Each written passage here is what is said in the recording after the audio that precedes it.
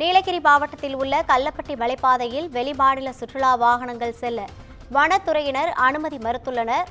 இதுகுறித்தான கூடுதல் விவரங்களை வழங்குவதற்காக நமது செய்தியாளர் அன்பழகன் இணைப்பில் இருக்கிறார். வணக்கம் அன்பழகன், கூடுதல் விவரங்கள்.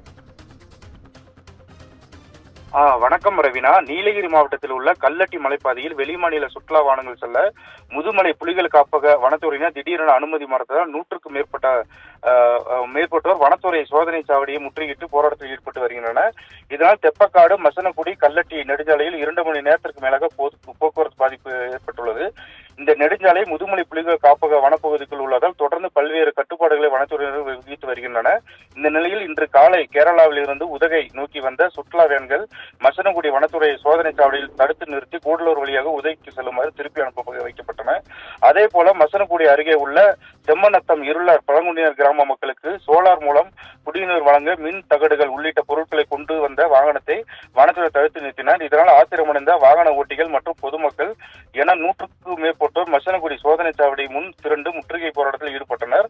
மேலும் சுற்றுலா பயணிகள் கூடலூர் வழியாக மற்ற மாநில அனைத்து வாகனங்களும் அனுப்பப்படுவதால் சுற்றுலா பயணிகளை நம்பியுள்ள ஜீப் மற்றும் தனியார் வாகன ஓட்டிகள் வாழ்வம் பாதிக்கப்பட்டுள்ளதாக சாலை மறியலில் ஈடுபட்டு வருகின்றனர்.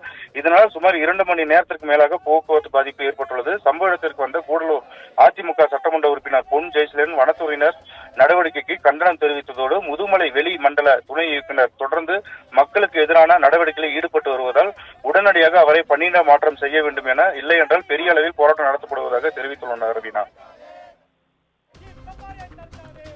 கூடுதல் விவரங்களுக்கு நன்றி அன்பழகன்.